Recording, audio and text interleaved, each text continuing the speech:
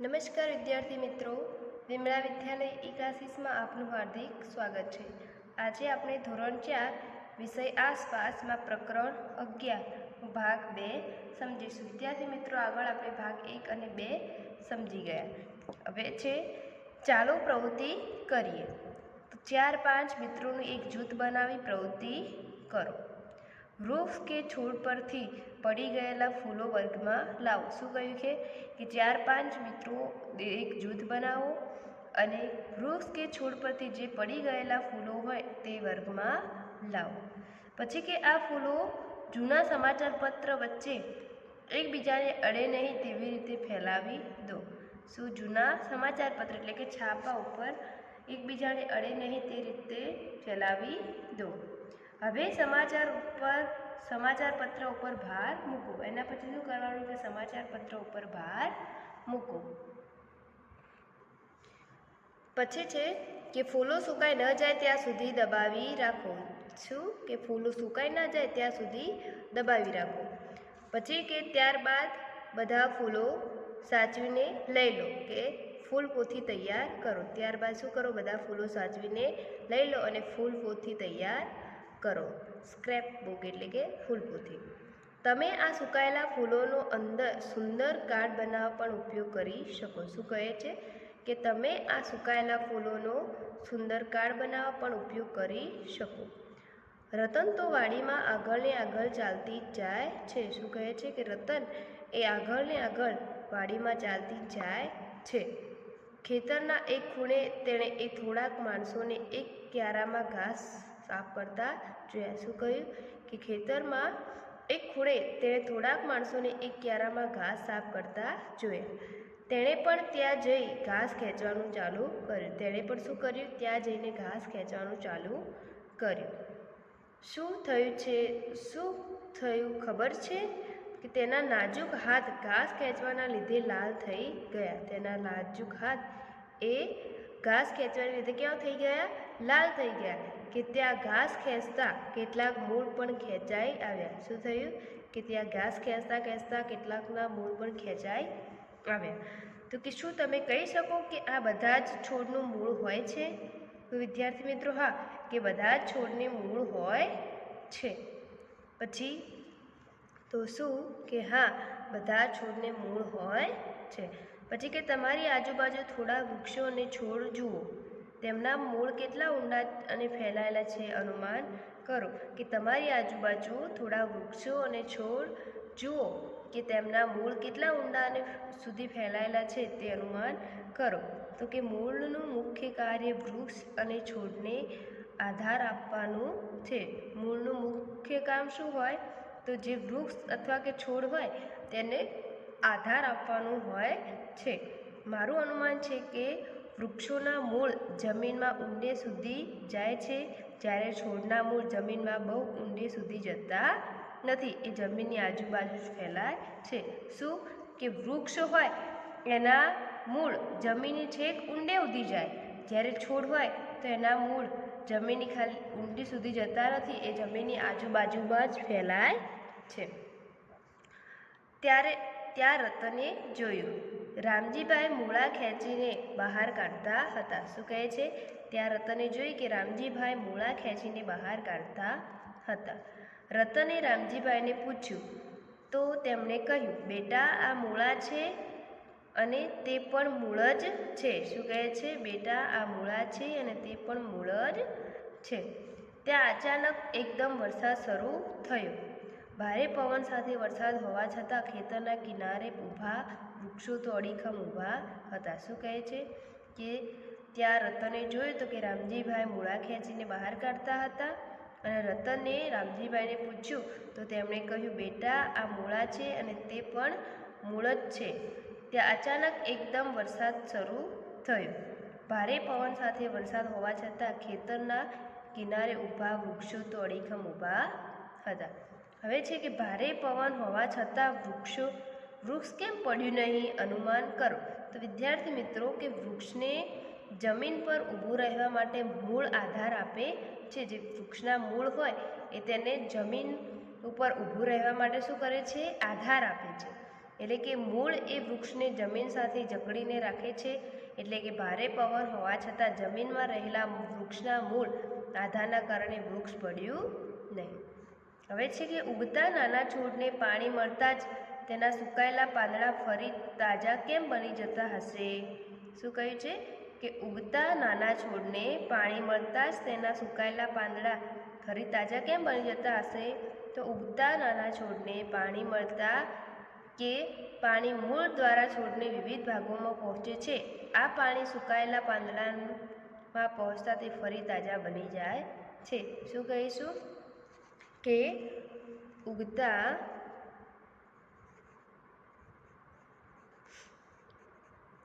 નાના છોડને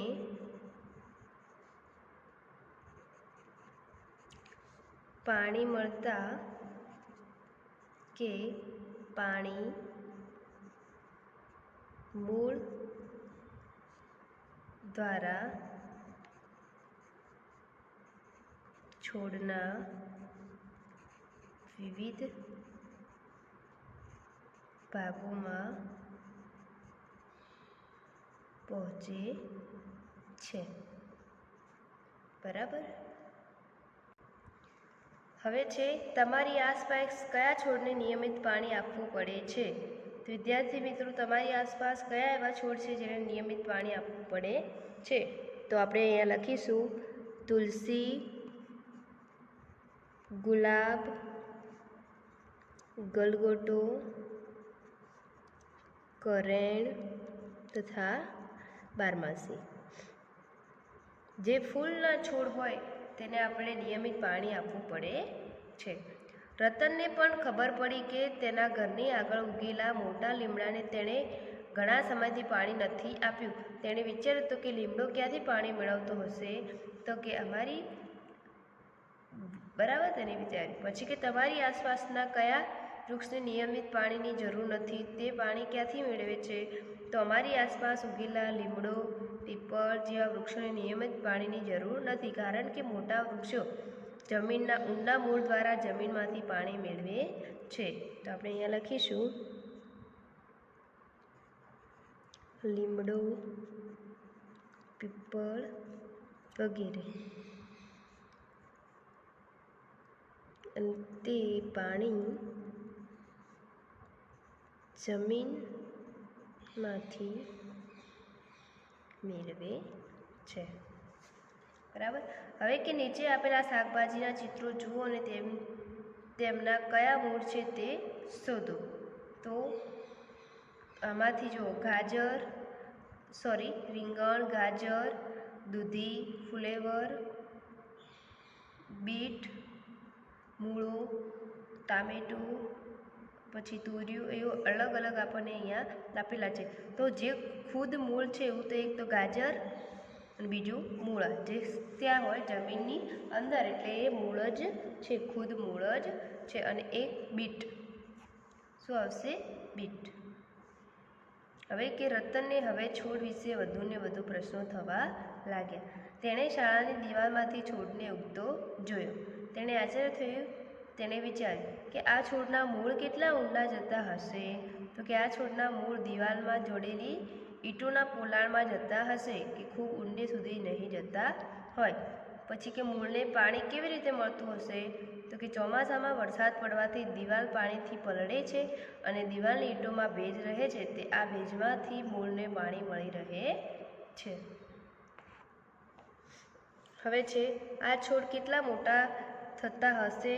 તો આ છોડ બહુ મોટા થતા નથી, કે દિવાલની ઈંટોમાં ભેજ હોય ત્યાં સુધી જ છોડને પાણી મળી રહે ત્યાર સુધી જ આ છોડની વૃદ્ધિ થાય છે અને પછી તે છોડ સુકાઈ જાય છે. કે આ દિવાલનું શું થતું હશે? તો કે દિવાલમાં છોડના ઉગવાથી તેમાં ભેજનું પ્રમાણ વધે છે અને લાંબા ગાળે દિવાલ નબળી પડે છે. ચિત્રમાં આપેલા છોડનું નામ તમે કહી શકશો? તો ચિત્રમાં આપેલા છોડનું નામ છે પીપળો. શું? પીપળો. પછી કે તમે આવી રીતે દિવાલની તિરાડમાંથી છોડ ઉગતો જોયો છે? ક્યાં જોયો છે? તમને કયા પ્રશ્નો થયા તે પ્રશ્નોના જવાબ તમારા વડીલો પાસેથી નોંધો. તે તમારે અહીંયા નોંધ કરવાની છે. હવે કહે છે રતને ખેતરના શેઢે એક મોટું ઝાડ રોડ પર પડેલું જોયું. તેને તેની શાળાનું લીમડાનું વૃક્ષ યાદ આવ્યું. શેઢે પડેલા વૃક્ષના થોડા તૂટેલા મૂળ તે જોઈ શકતી હતી. તેણે વિચાર્યું કે આ વૃક્ષને કોઈએ ઉખાડ્યું હશે કે તે જાતે જ પડી ગયું હશે. શું કહે છે કે આ છોડને કોઈએ ઉખાડ્યું હશે કે તે જાતે જ પડી ગયું હશે. તો ચિત્રમાં જે વૃક્ષ તે જોતાં આપણે વાવાઝોડાથી કે ભારે પવનથી ઉખડી ગયું હોય તેવું દેખાય છે. પછી આ વૃક્ષ કેટલું જૂનું હશે? તો વૃક્ષના મૂળના વિસ્તારને જોતાં જણાય કે આ વૃક્ષ કેટલું જૂનું હશે. પછી કે શેઢા પરના પથ્થરોની વચ્ચે આ વૃક્ષ પાણી ક્યાંથી મેળવતું હશે? તો કે આ વૃક્ષના મૂળ જમીનમાંથી ઊંડે સુધી વિસ્તરેલા જોવા મળે છે. તેથી આ વૃક્ષ જમીનની અંદરથી મૂળ દ્વારા પાણી મેળવતું હશે. ચાલો વાત કરીએ કે તમારા વિસ્તારમાં કયા વૃક્ષ જૂના છે, તે કેટલા જૂના છે અને તમારા વડીલો પાસેથી જાણો. તો વિદ્યાર્થી મિત્રો, તમારા વિસ્તારમાં કયા વૃક્ષ કેટલા જૂના છે તે તમારા વડીલો પાસેથી જાણો. આ વૃક્ષ પર રહેતા પ્રાણીઓના નામ લખો. તો કે આ વૃક્ષો પર તમારા આજુબાજુમાં જે વૃક્ષો એના પર જે પ્રાણીઓ કે ખિસકોલી, વાંદરા, ઘુવડ, કાગડો, પોપટ, સમડી જે બી રહેતા હોય તેના તમારે અહીંયા નામ લખવાના છે. કે તમે કોઈ મોટા વૃક્ષની નીચે પડેલું જોયું છે? તો તમે તે જોયું ત્યારે શું વિચાર્યું તે તમારે અહીંયા નોંધ કરવાની છે. કે તમે જ્યારે કોઈ વૃક્ષની નીચે પડેલું જોયું હોય તો તમે શું વિચારો છો એ તમારે અહીંયા નોંધ કરવાની છે. હવે છે વિચિત્ર મૂળ. તમે વડના વૃક્ષ પર હિંચકા ખાધા છે? તો હા. કે હિંચકા ખાવા તમે શું પકડ્યું? તો હિંચકા ખાવા મેં વડની વડવાઈ પકડીએ. પછી કે લટકેલી ડાળીઓ કોના જેવી દેખાય છે? તો લટકેલી ડાળીઓ ઝાડ ઉપર દોરીઓ બાંધીને લટકાવેલી હોય તેવી દેખાય છે. શું? કે લટકેલી ડાળીઓ એ ઝાડ ઉપર દોરીઓ બાંધીને લટકાવી હોય તેવી દેખાય છે. પછી કે તે વડના મૂળ છે, તે વડવાઈ કહે છે. તે વડના મૂળ છે જેને શું કહેવાય છે? વડવાઈ કહેવાય છે. તે ડાળીઓમાંથી ઉગડી છેક જમીન સુધી ઉતરે છે. શું કહે છે? કે તે ડાળીઓ માંથી ઉગી અને જમીન સુધી ઉતરે છે. કે ભરૂચ જિલ્લામાં આવેલો કબીરવડ તો ખૂબ જ મોટો છે. તેની વડવાઈઓ હવે થાંભલા જેવી બની વડને મજબૂત રાખે આધાર આપે છે. આ વાતે યાદ રાખજો કે વડને બીજા વૃક્ષોની જેમ જમીનની અંદર પણ મૂળ હોય છે. તમે વડ સિવાય કોઈ વૃક્ષની ડાળીઓમાંથી મૂળ ઉગતા જોયા છે? તો ના. કે આપણે વડ સિવાય કોઈ વૃક્ષની ડાળીઓમાંથી મૂળ ઉગતા જોયા નથી. હવે જ કે ચાલો પ્રવૃત્તિ કરીએ. 3-4 મિત્રો જૂથમાં ભેગા થાવ. અહીં આપેલી યાદી પૈકી કોણ શું લાવશે તે કહો. કે મગ, ઘઉં, બાજરી, રાઈ, ચણા અથવા રાજમાના દાણા અને પીજેલું રૂ. દરેક એક જૂથ ફક્ત એક પ્રકારના બીજ સાથે કામ કરશે. થોડા બીજ આખી રાત પાણીમાં વાટકી ભરેલા ડૂબાડેલા રાખો. પીંજેલા રૂને લઈ ભીનું કરો. તે પહેલાંના મોં પર મૂકો. તેને મોં પર રબર બેન્ડ અથવા દોરીની મદદથી કસીને બાંધી લો. ડૂબાડેલા બીજ પાણીમાંથી કાઢી અને રૂ પર મૂકો. તમારે ધ્યાન રાખવાનું છે કે રૂ સુકાઈ જાય નહીં. હવે પછીના 10 કે 12 દિવસમાં થતા અવલોકન કરો. તમે જોયું કે બીજમાંથી અંકુર બહાર આવી ગયા અને ચોથા અને 8મા દિવસે અંકુરિત થયેલા બીજ કેવા લાગતા હતા તે ચિત્ર દોરો. અહીંયા છે દિવસ 4 અને દિવસ 8માં કેવા થયા તે તમારે અહીંયા ચિત્ર દોરવાના છે.